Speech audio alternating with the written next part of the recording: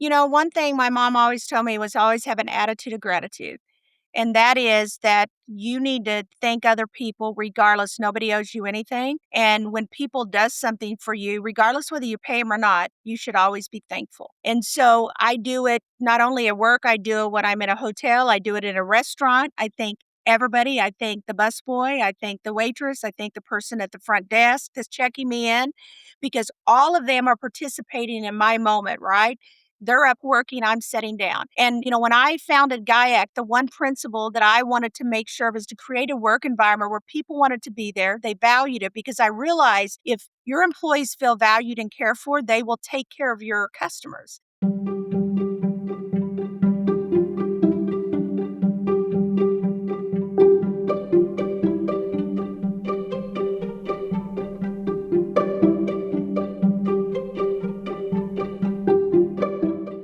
You just heard the voice of Melissa Solis. Melissa is my guest in episode 139 of Women Disrupting Tech, where we talk about how she built an AI company on gratitude, agency, and merit. Melissa has been in tech for 3 decades and she is the founder and CEO of Inbenta, an AI company focused on improving customer and employee experiences through intelligent automation. Those decades of experience in tech shape how she thinks about leadership, AI, and who gets to succeed.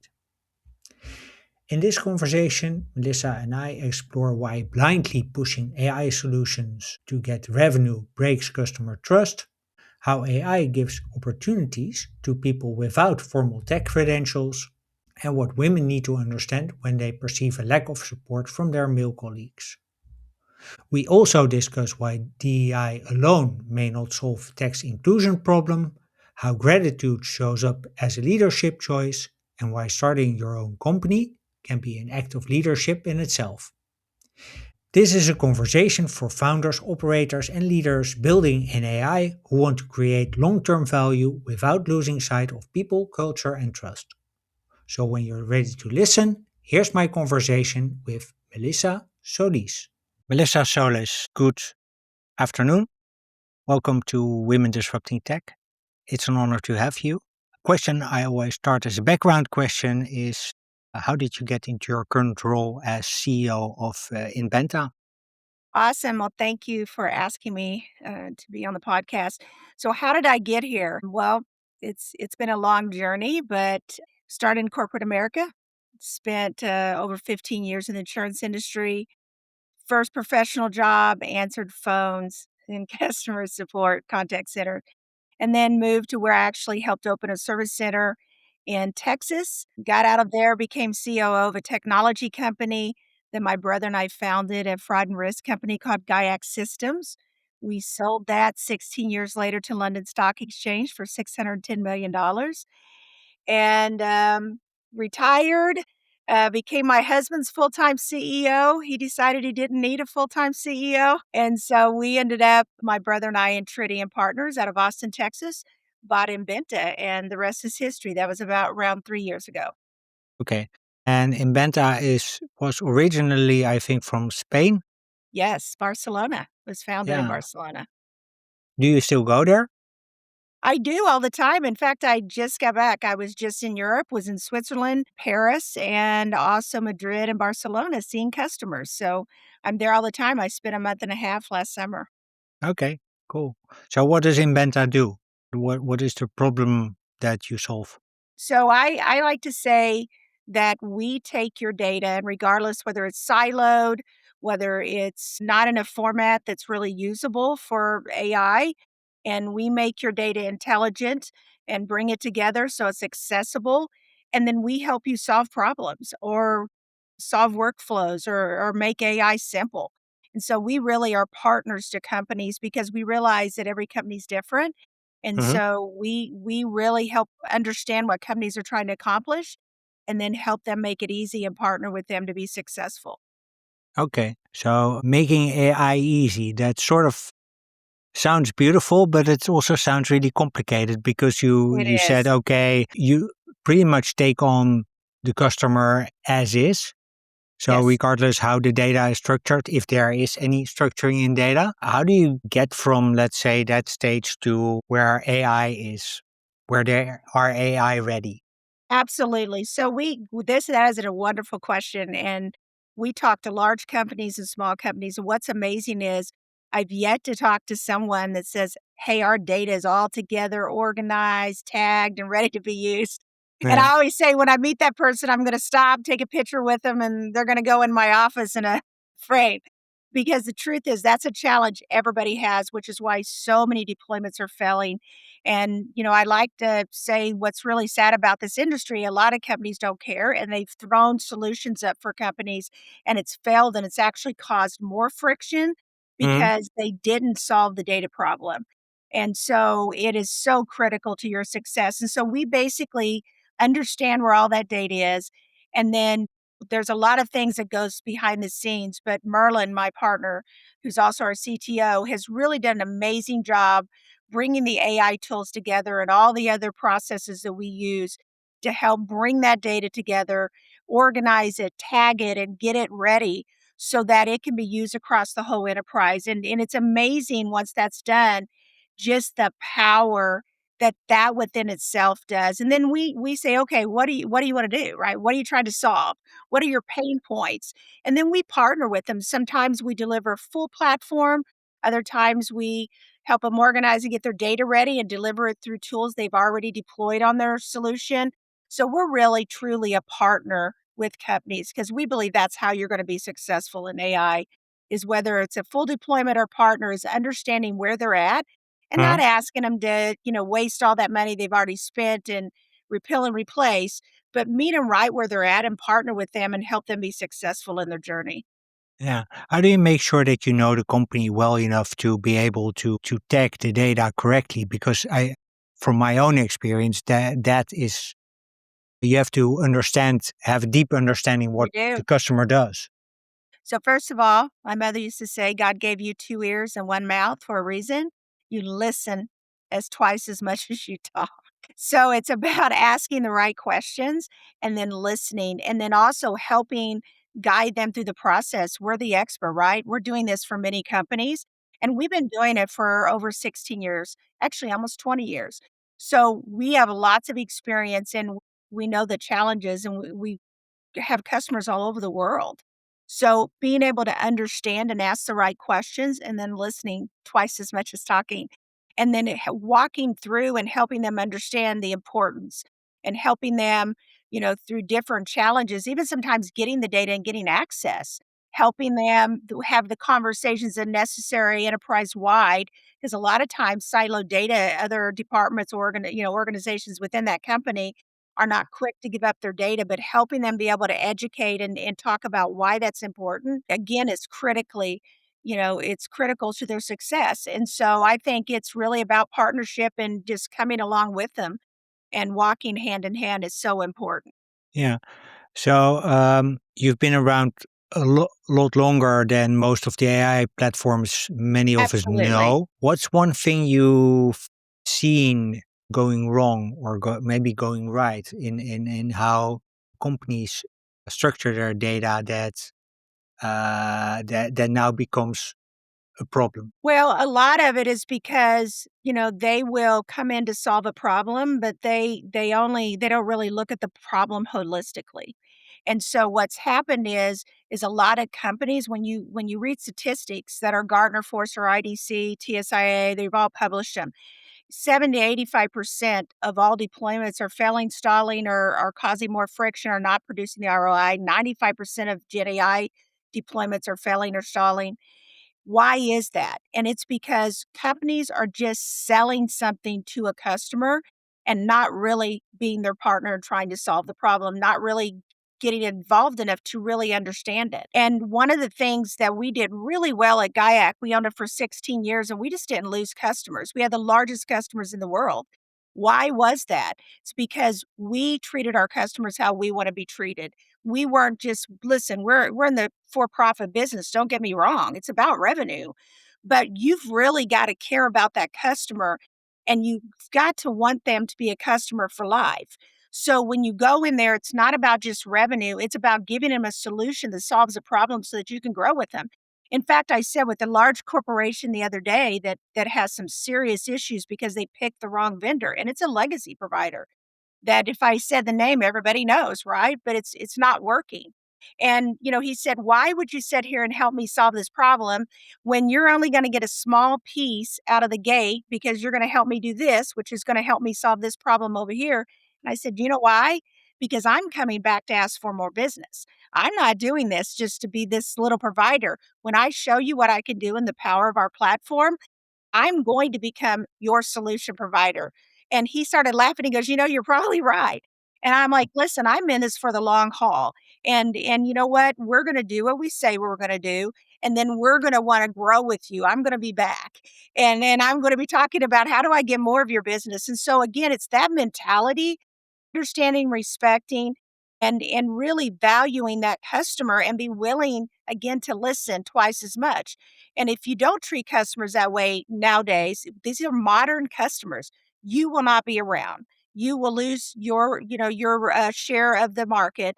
And a lot of companies are either selling, merging, or they'll go away because they're not investing the time, they're not modernizing their platforms, and just straight up, they don't care about the customer. It's about revenue, and you have to care about that customer. So why don't they care about the customer? Because I would assume they see the same trends as you see. Customers become more vocal, more demanding, more savvy even. So they see the same trends, but they're still like selling us a solution to them instead of really pinpointing the problem and then building the solution together with a customer. So why do you think that is? Why do you? Well, I think you could say a couple things, but I think it's more complicated than people realize. So one, you have what I call the legacy vendors. And at one point they had an amazing platform, but they've not continued to invest. And because they've just band-aid and tape things up to try to keep up with what's happened with AI, it's made it challenging because with the ever-changing landscape of what is happening in this space, if your platform is not modernized, then eventually, you're not going to be a player in this space anymore. And so some of it is just because they've not, kept up with what's happening. They've tried to, buy a company or band-aid a solution or partner with someone. So that's one piece of the puzzle. Then I have what I call the partner, or if you want to call it you could call it where they've kind of brought a bunch of solutions together. The CRM systems, you've got the larger companies that have a customer base where maybe conversational AI or an AI platform such as ours is really just an afterthought because they're losing customers because other players in the space are going out and bringing companies in and merging it so the customer doesn't have to go out and get multiple vendors. The problem is that we're seeing in that space is one is it's like anything else. You can go buy 3 companies, and I've seen it in fraud or risk. I mean, we saw with all the bureaus. I mean, so it's not like it's a new problem. But you've got 3 companies that do business 3 different ways. You have 3 development processes completely different. And unless I like to say it is not for the weak, unless you are strong enough to come in, bring those systems together and almost do either a wrapper or you've got to basically rewrite that platform to merge it together. You've gotta bring culture together, you've gotta bring it doesn't happen. So what happens is the core business is where they put their innovation dollars, where they pay their attention. That's what I would do if I was them. The problem is this space over here that is a critical part of people's success is not getting the same attention. So you have gaps of service. And then I like to say the third type is these LLM solutions only. You have companies that have raised a lot of money that goes in and just throws up an LLM solution. It doesn't have the governance, it doesn't have the guardrails, it has hallucinations, it has drifting. If you're not keeping up with the latest version of the LLM, then you start having problems because these LLMs, once they roll out a new version, they forget the old one, they move on, and it starts Yeah. having issues. So, some of it is not even, it's really not even about desire, it's just about act. And then you have some people that, have raised a lot of money. they're technologists, but they don't have the operational side and really understand. You can go get a customer because it's a new shiny, flashy thing, but it takes a lot of work to keep a customer and keep them happy. And so that's why you see so many people moving around in their jobs. You see, movement. You see a lot of money being raised. A lot of these companies are burning money. They're not making anything. And it's again, at the end of the day, this market has got to level out. People's got to start doing good business and treating the customer right if they're going to be here for the long haul. We're going to Yeah. be here for the long haul. That's why taking this company to profitability and all those things, doing good business, that's so important. You've got to have a good model to build on, and then how you treat your customer. I'd rather take a little bit longer to get to the finish line and do it right so those customers love you and respect you. I mean, I'm 5 years out of GAIAC, and the rest of the day here at Money 2020, I'm meeting with my customers from GAIAC. You know why? Because I treated them right and I followed them at the last 5 years, and they followed me. They called me still and asked me questions. It's about relationship. And when you don't, guess what? I would rather have a customer for life that follows me even when I'm out of the business world and know that I've done them right than to make a buck and treat people wrong. It comes around. What goes around comes around, and eventually it catches up. Yeah, it does. So when we talked before, I would just want to shift gears a bit. When we talked before, you said AI had another capability, which is that it can open doors for people without traditional degrees. Does that also mean that it makes tech and or AI more accessible for female and employees with that? Absolutely. Not just female though, because I want to go back because listen, the reality is, and it's funny because I was at a dinner last night and a lot of people around the table was, I went to Stanford, I went to here, I went to there, my daughter went here, my daughter went there. And, I'm sitting there and I'm like, hey, my brother didn't graduate from college. He didn't even go to college. And I didn't graduate. And we did really well. Guess what? We had to work twice as hard. We had to kill ourselves, but I don't have any of that, and I've done things you guys haven't done. And it's funny because for so many years, I remember working at the industry and getting overlooked for positions because I didn't have the pedigree. And, it's like a piece of paper, but yet I was accomplishing 2 and 3 times what my other peers were doing. And so I am so excited about AI because it doesn't matter if you're poor, broke, fat, skinny, white, African American, Hispanic, if you're lesbian, gay, transgender, it doesn't matter. If you're willing to put the time in, you can go online without walking inside a institution of education, and you can become the next AI, leader of a company and make millions of dollars. It's about effort and it's leveled the playing field. Now, I am a huge fan of higher education. Sent my daughter to college, sent all of my nieces to college. I've sent many, many children to college. But this has changed what is happening. If you're willing to go online and put the time in, uh, you can do it without walking in and incurring all that debt and all those things. So it is leveling the playing field in this generation. And I am really excited because the greatest minds that we see in our business are the 21, 22, 23-year old that, 10 years their mom was threatening to shut off the internet if they didn't get off of Fortnite. So the point is like it is changing how people can be successful, and I am so excited because it's like I see kids coming out with like 80, $100,000 worth of debt, and they're making 40, $50,000. They're going to be under that burden of debt for generations. I mean, it's insanity. And it's like, it's time that that switches, and this is challenging colleges, I know, because 'cause I've had many colleges come and talk to us. This is challenging these higher institutions say, "Whoa, time out," because the truth is, by the time they get through the 4 years, everything's changed and everything they've taught them about AI is irrelevant. So they are going to have to rethink how they do business in order to get those students sitting in the building. Yeah. Any tips for that? How would Well, I you do. approach it? Think. Absolutely. In fact, I'm working with some of the schools around our area in Texas because one is they're going to have to create these 6-month or 12-month programs where kids can come in and have real live AI leaders in there helping them teach and learn because it's a hand-on. There's huge amounts of knowledge online. How do you bring that together and do it in a very interactive class setting to teach them the principles? There are some foundational principles they need to know. And then I think, they've gotta make it accessible, and they're going to have to do more online learning where people all over the world can come in and enroll and participate and make it more accessible, and I think, right now it's throwing them on their heels a little bit because they are slow burners and slower to move, and it's causing them to have to move quicker.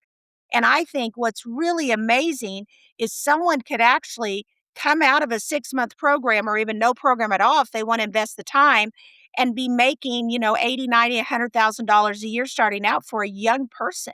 I mean, that is life-changing. And so now we'll still need higher education for some, like, I don't want my doctor learning how to be a doctor online. So there will be things that where that college is gonna be important. But if these institutions are gonna stay viable in this age, Yeah. they are going to have to change too.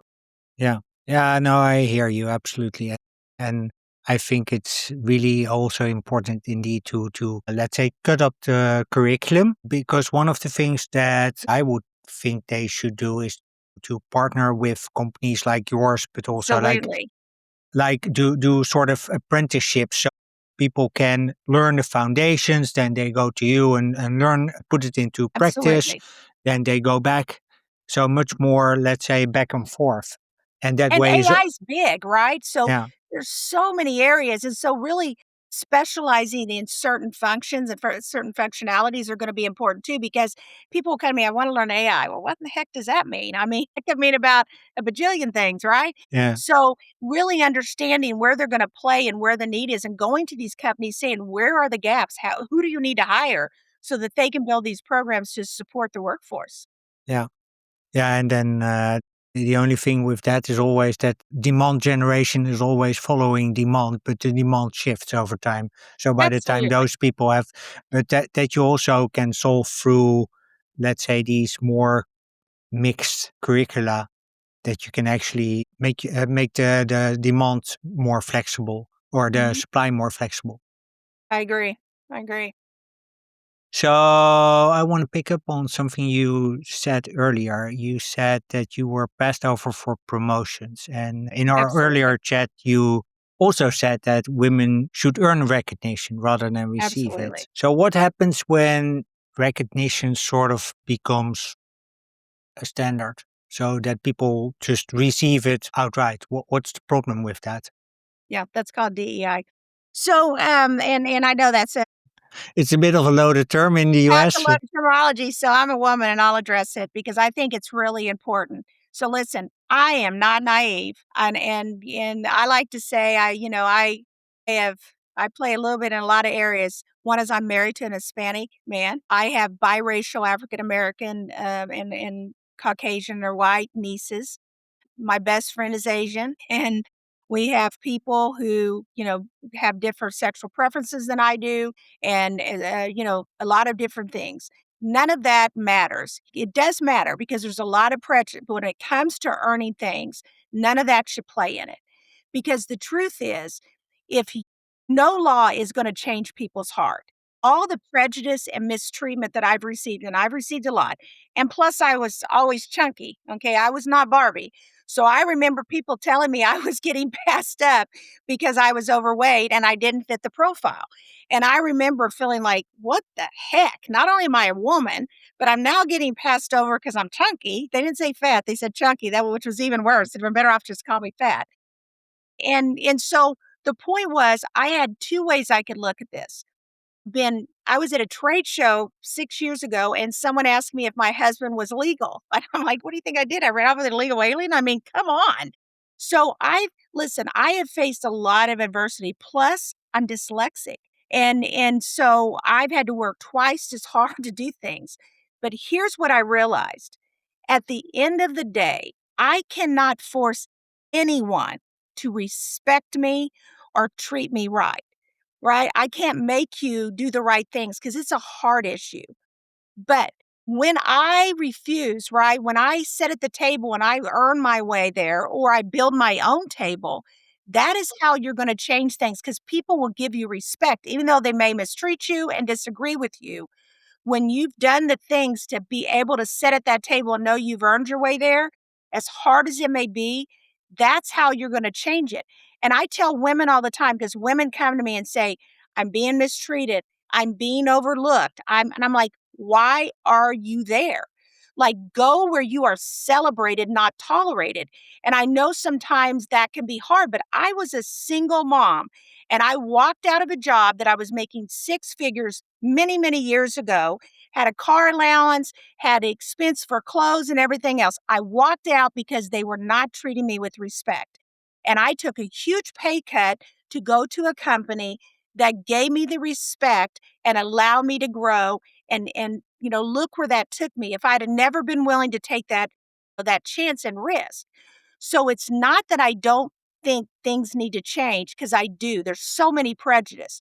But Hmm. whenever a company, which I have worked in public companies, and they come in and say, "Okay, we've went to the marketplace and you can't hire no white people, no men, and you can only hire, Hispanic, Asian, you know, gay, lesbian, transgender for the next 50 people, that's wrong. That is reverse discrimination. Just Hmm. because they've went out to the market and said, "This is our pledge." You should hire the person that walks through the door that can do the job the best, not based on color, not based on sex, not based on sexual orientation, anything. It should simply be who can do the job best. And when you don't operate that way, you are being prejudiced yourself. So I refuse to do that. I treat everybody the same. I don't care what your religious belief is. I don't Hmm. care whether you're married to a man, a woman. I don't care. I don't care what color you are. I don't care. I don't care if you're fat, skinny, tall, short. I care, can you do the job and can you help me get where I'm going? And if we don't start operating that way, we will never get to a world where people are treated fairly and equally. And how that happens is go start your own companies, guys. When you have a good moral compass and you treat people with respect, and you treat people the way they deserve to be treated, you need to go start a company and be a leader so that you can create a workforce where people can come and be celebrated and to grow and give them opportunities to then teach them how to go out and start a business. I mean, I look at my past employees, some of them have already started companies and they're super successful. And it's so exciting to support them in that journey because I know them principles of how you should run a company and treat people is there, so when they hire people, they're gonna do the same thing. So women, if you are out there and you are not being treated right, start looking and go somewhere where people are gonna treat you right. And if they're not going to give you a seat at the table, go build your own dang table. I mean, quit waiting around for someone to give you your opportunity. Go get your opportunity. And that's how we're gonna change the world, is not putting a policy in that says you gotta be good. Because let's get real. All you're doing is teaching, number one, you're pissing people off. And I hope that isn't bad to say that, but you're No. pissing people off that have a bad attitude anyway. So they're going to treat you worse or figure out how to get around the system. So if you want to bring change, it starts with you. It starts with you making a decision to no longer accept that type of treatment and doing something about it. That's how we're going to change the world. Yeah, not accepting anymore that you're treated badly Absolutely. and just taking and maybe then even packing up your bags and Absolutely. finding At the another end of the job. Yeah. day, listen, I got a daughter and two beautiful granddaughters, and all my actions shows them how they should be treated, right? And how what demands they should put. And that's why like I mean, I went to a women's conference and they had this women's breakfast and I'm sitting up there and they're just complaining about men the whole time and I'm sitting there thinking this isn't solving anything, right? What's really sad is a while back, a few years ago, I was at one of these women breakout sessions and a man was there. And I remember thinking everybody was giving him a hard time, like, why are you here? And he's like, hey, I got an opinion too. And he actually, his wife had drug him. So he was there unwillingly. But here's what happened. It really changed how even I think. And I was always very forthright on how I thought about this. But because my mom was always like, hey, and she called me Lee San, quit making excuses. the only person that can determine what's gonna happen to you is you. So if you accept what people are saying, that's exactly what's gonna happen. But this man spoke up because there was a question asking, was talking about something to do with a man, and he had done something to a woman, and everybody was like, "Oh, you poor thing." And I'll never forget, he said, "You know what?" He said, "Maybe I'm gonna get beat up for this." And of course, his wife had her head down because she looked like she's to kill him for getting him to say anything. But I'll never forget, it changed even the way I thought. And he said, "You know what? I know you guys think that we're just, we don't pay a price, but let me tell you something. I have come home and looked at my children, and my son asked me, 'Dad, why wasn't you at my school program?' You know why? Because I was at work, because I knew I wasn't going to get that promotion unless I missed that program." And he started talking about the things that he had sacrificed to be able to provide for his family so that his wife could stay home and be a mother. And man, it spoke to my heart because I realized like we're sometimes blaming people because that's what we think, but we've not even taken the time to have the right conversations with them, right? Sometimes we just have to talk to people that we think are the culprits. And what we find is they're dealing with their own situation and their own challenges. So open conversation is all about it. I'm not afraid to have those tough conversations to say, "Hey, how you're treating me is disrespectful. Why are you treating me that way? Am I doing something wrong?" And listen, you're not always going to get the answer you want, but those are important conversations. And then understanding the other side's a viewpoint, and it really touched me because listening to that man talk about his disappointment, how he had cried sometimes because he missed those moments trying to be a good provider for his family. And so sometimes what we deem as discrimination really is that person fighting just to provide, and it's nothing to do with discrimination. So I think as women, we can also be better conversationalists. We love to talk. And so we could also do a better job in asking the right questions and then listening and be able to hear other sides and other opinions. Yeah, I think hearing the other side of the debate is always really important Yes. to your point there. Yeah. So what I was wondering about, two things I want to pick up on. One is that you talked about merit. So the best person for the job should be hired, and if he's or she is whatever background they have, doesn't Yep. matter. Doesn't matter. So how do you look at the statement that sort of the background determines the filter through which you determine who's the best person for the job?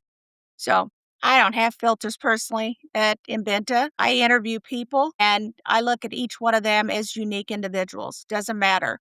And I think when you put filters on, you're going back to the same problem. You're already reverse discrimination before they even get in the door. You're not even looking at them. You're just basically saying, "Oh, you hit this persona." And the truth is, listen, I one of my best friends in college was African American. In fact, we went to college together.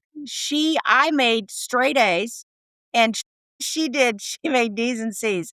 She was not good at school. If she made a B, it was a good day. She got a full ride scholarship. I didn't. And I remember being really upset about that. You know why I didn't? Because I was a white female. But what they didn't realize is my mother was a single mom. We were on welfare.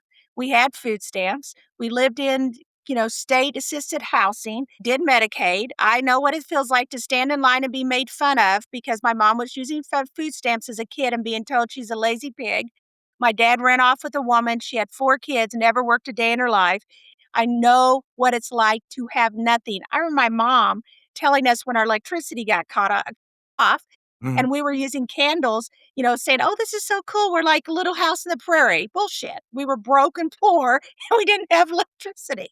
So the point is like it's those moments, but yet how did I not deserve it? Now I had to work. I worked full time and went to school Mhm. and it sucked and it was hard, but you know what? I don't regret any of it because I realized that lesson taught me something is that they should have looked at us equally and given the scholarship based on the hard work. I had spent hours in the books and done all this work. But at the end, it was, I wasn't picked because of that. And so that was a valuable lesson. I could have got mad. I was still her best friend, still hung out with her, still went to school. But the point is like that was the beginning to realize like, hey, life isn't always fair. And the only way that you're going to make a change, Melissa, is be successful. And success looks like different things for different people. And then tell your story and be willing to stand up and stand hard on your beliefs, right? And bring others along for the journey and getting people to understand that there is nothing in life that is free or given to you that has great value. The most valuable things in the world, listen, humanly on this earth, is not just given to you. I mean, for me personally, as a believer, I believe the only thing you're given for free is Christ's love. But Mm. other than that, everything costs you something. And so what I have found is the things that I've worked and sacrificed for, when I get them, I respect them, I appreciate them, and I take care of them. And then I love to share and really share with others how I got there. So, again, there's a reason why when it says free, it's not that good. No. The second thing I want to pick up on is you, and you mentioned this also when we had the conversation before. You actually make a practice of walking around in your office and thanking people and giving them recognition Yes, for it's a job important. well done. So, It is. how does that help you attract and also retain probably the right people? Well, one thing my mom always told me was always have an attitude of gratitude. And that is that you need to thank other people regardless. Nobody owes you anything. And when people does something for you, regardless whether you pay them or not, you should always be thankful. And so I do it not only at work, I do it when I'm in a hotel, I do it in a restaurant. I thank everybody. I thank the busboy, I thank the waitress, I thank the person at the front desk that's checking me in because all of them are participating in my moment, right? They're up working, I'm sitting down. And when I founded GAIAC, the one principle that I wanted to make sure was to create a work environment where people wanted to be there. They valued it because I realized if your employees feel valued and cared for, they will take care of your customers. And if they don't, they won't. And so, our motto was we want you to be a customer for life. And so I literally would set, because I would get extremely busy, I would set timers on my calendar or on my phone. And several times a day, I would get up and walk around and just talk to people and say, man, I just really want to thank you for what you're doing. And I would literally go to their leaders periodically and find out so I could talk about detailed stuff to make them know. And Yeah. I think one of that really touched me is one day I walked by and this gentleman worked in the development department and I went up and said, "Hey, I just want to thank you. Like I talked to your leader and they were telling me." The man started crying. And I was like, "Man, what did I say?" And he goes, "Melissa, I have worked over 20 years and never had a leader tell me thank you." That blew me away. I mean, it just really got to me. I was like, "That is so sad." And he goes, "Man, this means so much to me. You don't even know how much." Guess what? At that moment, I realized, like, all this time sometimes when I didn't wanna do it and I was busy, like, it matters. And taking the time, I knew all of my employees and names. I knew many of them would call me when their parents were dying or a child was in the hospital. I was the one who drove up to the hospital and sat with them sometimes because they didn't have family, but they knew I cared about them. And so I tell leaders all the time, you cannot do it by yourself. And I go into meetings like, I. No, no, no, no, no, no. You can't do anything by yourself. You need a team. And so understanding, respecting, giving them credit, making them feel cared for is so important. It is critically important to your success. And then when they do something that is amazing, give them credit. Don't try to take credit. I know in my career in corporate America, it used to irritate me whenever I would do something and my leader would take full credit, not give me or my team any credit. It's demoralizing, and that's why people leave. And when you look at the statistics and studies that are out there, people don't leave because of pay most of the time. They leave because they feel undervalued and they don't feel like they have an opportunity for growth. And so it's your responsibility of a leader. Don't expect your leaders to stand in the gap and be thankful. You need to be thankful as the leader, and then it will go down and it will help other people with that example. When they see you doing it, they will start doing it. So, I tell everyone, don't expect your leaders underneath you to be the gap and to be thankful and to really appreciate your employees. It's your responsibility. It starts at the top and works its way down. How did you get to this practice, by the way? Because when we talked, there was a special story about it. Oh, absolutely. Walmart, Sam Walton.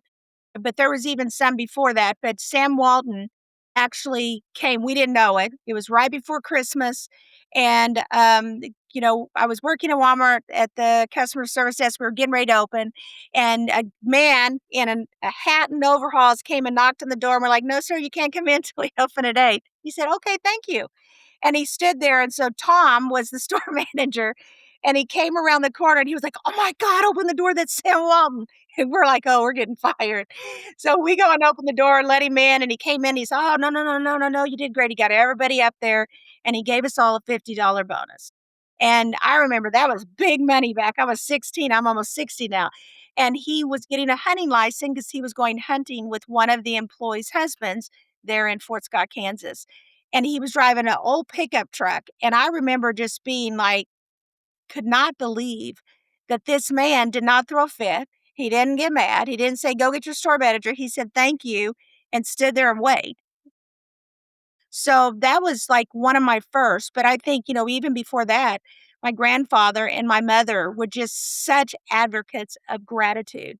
I mean, I saw that displayed in their lives. And I think that that's why, as parents, and I tell people all the time, the greatest job in the world is being a parent. And you are raising the next generation of leaders, and they are going to determine how this world is. So even my grandchildren, like I was just with them this last weekend, and I'm always telling them, "You are blessed." Be thankful. Like even they're 3 and 4 and 4 months, but I'm always telling them the principles like, "Hey, you are loved, you are special, you are smart, and you will be thankful and grateful because you are blessed." And just teaching them over and over and over again, and then showing that through your actions is really how we will raise the next leaders. And that's why I can look at them, and I look at my nephews and nieces who are now becoming leaders, and they're showing them principles. And it's great because I know that, like, we do have hope. I hear people say, "We have no hope with this." No, no, no. Some of this next generation coming up are some of the fiercest leaders, and they're going to be so much better than we are. But again, it's that gratefulness and thankfulness and being willing to take risks, but also then understanding you didn't do it by yourself. Yeah. So, final thing I want to pick up on is you're talking really confidently. And I think that's really powerful. I think it's beautiful from a man or a woman, doesn't really matter. But do you have any tips for women who listen to this who think like, hey, how do I start doing this? Like really telling the story with conviction, with confidence. Yeah. So I will tell you there's a few things. One is, I have amazing family and a husband behind me. I mean, my husband Robert is such an amazing husband. He's very quiet. And when he speaks, like when he says something, I always like pay attention because it's so powerful because I like to talk. So I tend to talk more than he does. But when he says something, it's so thoughtful, right? And so I tell people, first of all, surround yourself. And I think sometimes you think you have to have all these friends. No, you just have to have some good friends that will tell you the truth. And don't surround yourself by people who will tell you what you want to hear. You need to find people who will tell you what you need to hear. I never go find people that are in my own sphere or my own limitations. I always go find like mentors that will challenge me that know more than I do and are smart but they will tell me, "Hey, Melissa, that is so wrong. And you're way off on that," right? Because that's how you grow. So be willing to hear hard stuff and be willing to process it. And know that even when I give people advice, I always tell them, "Now listen, before I tell you, understand, half of it's spot on, a fourth of it's completely off, and a fourth of it is probably off because I don't know all the circumstances, right? Because a lot of times you don't know all the facts. So take what you think is appropriate and apply it, or if you have questions, come back to me because I never think that someone should apply all of the information. But I also think you've gotta know who you are, whether it's faith in God, whether it's faith in something else, you need to be grounded. For me, it is my faith in God. Like, I remember when I started GAIAC, literally just sitting there and praying because I was a single mom, had no money, and we started it with $300 and didn't take any investment dollars in, grew it and sold it for 610 million to the London Stock Exchange. So for me, it was my faith because whenever things were swirling and a disaster around me, that was my grounding point. And then, of course, Robert, now that I met him and married him, he is a grounding point, but I also have great family. I have a beautiful daughter who was always a strong source. She's a very strong woman also, and I love that. She went for pharmacy, and now she's being a full-time mom. She may pick that up again someday, but, again, like, and my brother Merlin, who is my partner, was my partner at Gaiac and also my partner here. Mm. So I have these family and my niece Lindsay and my nephews and nieces and Merlin's side, but I have these great surround of family, and then I have great friends that are there for me. And I tell you, you need a community. If you're going to be a strong woman or man, you need a community around you because Yeah. that's when things go wrong. It always will. It's not if you will get through it. There's always a beginning, there's a middle, and an end. It's not if, it's where are you at in the process. But if you don't have that community around you, you'll get discouraged. You may give up and never get to the end. And so I tell everyone, like, surround yourself with community, whether go to a church, go to an organization, go to a Yeah. women's book club. I don't care what it is. Find that community so when times are hard, they're there to encourage you and be a cheerleader. It's really important. But more importantly, is you have got to have a foundation and know why you're doing something. What is your end game? For me, it's changed. When I did Gaiac, it was because I wanted to create, a number one, be able to retire and be able to enjoy, but also create for my daughter to be able to leave her as something and also change the environment around me because I've sent a lot of kids to college in my lifetime. I've given, Merlin and I gave over $20 million away to nonprofit organizations to help kids and children and colleges and a lot of different organizations at Gaiac. So we are huge givers. And so don't be greedy. When you are blessed, the only reason you are blessed is to be a blessing. Be willing to help those who are less fortunate around you, not because you have to, because you want to. And so, And because you can. because you can. And I tell everyone at the end of the day, someone said, Melissa, at the end of your life, how do you want to look? What do you want to look back on and feel like is your biggest accomplishment? And I thought about it and I said, you know what? I want to get to the end of my life and know that I have done everything possible to leave this world in a better place for my grandchildren. And if I can do that, knowing that I helped pave the way so that their life will be better, to me, that is success. Because I can't take money with me, I can't take anything with me. But if I can leave that legacy, that is success. That's beautiful. So I'm building this AI funding coach to connect female founders and investors with each other. Yes. You've been working with AI for longer than I know it exists. So I was wondering, it's from your perspective, what is one element that I should have absolutely in that solution to make it successful? So I think a couple of things, and I know this is not really about AI, but I work with a lot of PE and investment companies. I did consulting. When I remember when they invested, in our company, I remember one of them told me when they were looking, they're like, we normally don't invest in, sibling companies where brother and sister because they fight, which Myrtle and I have done business together for over 20 years and we still, now don't get me wrong, if we don't agree, we will talk about it, but we don't fight. And then they say, we don't invest a lot with female CEOs because they're hard to deal with. We've got to change that perception. And the reality is sometimes female CEOs can be a nightmare because they've had to fight where they get. So I like to say they either do fight or flight. They're ready to punch our lights out, so they're kind of rough or tough or mean, or they fly every time something goes wrong. They cry. And we've got to get to the point where we can sit at the table and not tear people up, but be like, I don't think so. And I can do that. Like, I don't sit at the table. I can sit with any male table. Trust me, I have zero problems sitting there and I don't have to back up an inch, but I'm not disrespectful. And so we've got to get better at that and change the perception. So I do think that the one thing you could do that would be very helpful is start educating people what amazing female featuring, talking about the things you do, like what you're doing right now. Believe it or not, seeing a strong female CEO that's been able to be successful and do things from corporate America and entrepreneurship and that I'm not looking for a free handout changes the perception. What you're doing is part of what has to happen. But featuring these CEOs that are doing amazing things and then giving them mentorship where you're connecting other women like myself that could say, "Hey, this is what I did when that happened and this is how you can move forward." Knowing the PEs that are giving funding to women and treating them with respect and really helping them is gonna be critical, and I do that now even just within my own network, like, when I come across leaders and they'll tell me like, "Hey, Melissa, I'm struggling," and I'm sitting there thinking, "It's amazing, I've heard some crappy ideas they've given money to." Yeah. And I was sitting there thinking, "This woman's got a great idea, and you're not giving her money? Are you serious?" But being able to have those conversations when once you've been successful and you make somebody a lot of money, they'll listen to you. And so sometimes it takes someone like myself speaking up and saying, "You need to pay attention to this woman," and then they will. So other women being able to speak up and be an advocate for other people is critically important. Okay. Yeah, and that's what I also try to do with the podcast and by having you on.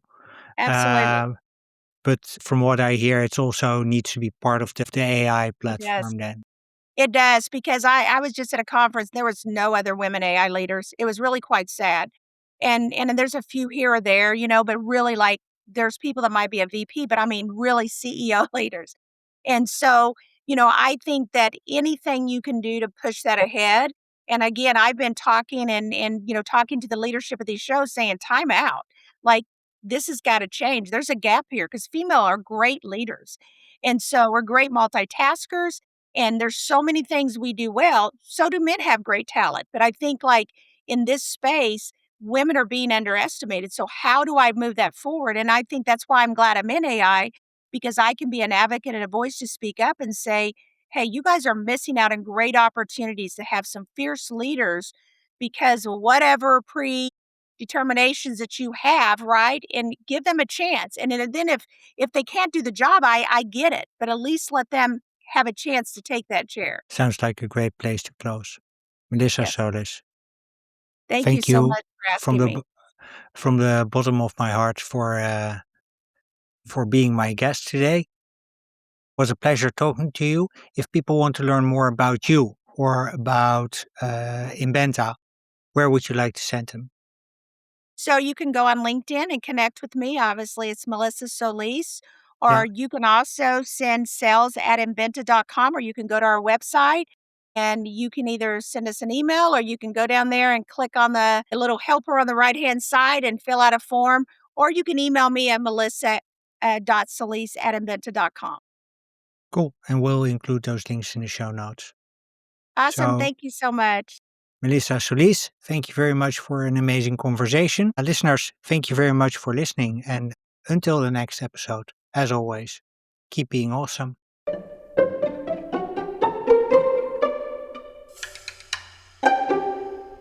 Well, that's it. Thank you for listening to episode 139 of Women Disrupting Tech, titled Building an AI Company on Gratitude, Agency, and Merit with Melissa Solis. If you have any questions for Melissa or for me, please leave them in the comments on YouTube, Spotify, or Apple Podcasts. I do read all of the comments. To connect with Melissa and to learn more about her work with Inbenta, please use the links in the show notes. As usual, you can find the show notes at womendisruptingtech.blog and on my Substack. Simply use the link in the caption to get there. If you found this episode useful, please take a moment to rate and review the show on Spotify, Apple Podcasts, or YouTube. And if you haven't already, hit the follow or subscribe button on those same platforms so you never miss a future episode. Once again, thank you for listening. I hope to see you in the next episode. And until then, as always, keep being awesome.